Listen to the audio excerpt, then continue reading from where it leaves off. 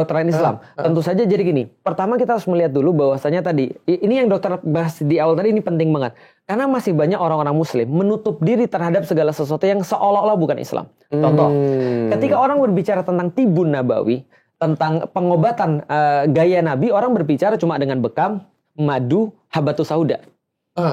Ketika mereka berurusan dengan urusan kedokteran modern, maka mereka bilang enggak, itu bukan pengobatan kita. Bahkan tidak juga sedikit yang mengatakan bahwa ini haram.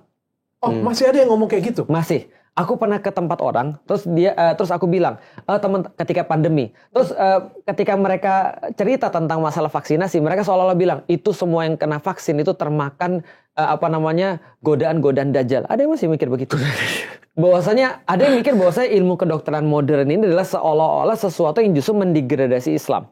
Padahal dalam pandangan Islam, ini pandangan filosofisnya adalah Rasulullah itu berkata, setiap penyakit itu ada obatnya.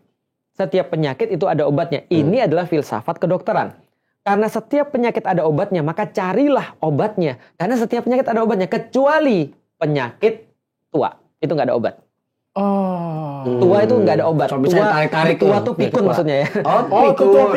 Tua pikun dan mati. Itu kalau satu tua paket. maksudnya keriput jadi bagus lagi bisa dong. Betul, bisa, nggak ada masalah. Tapi kalau tua pikun itu pasti mati. Maksudnya mati itu nggak ada obatnya. Maka tentang habatus sauda, Rasul katakan habatus sauda bisa menyembuhkan seluruh penyakit kecuali mati.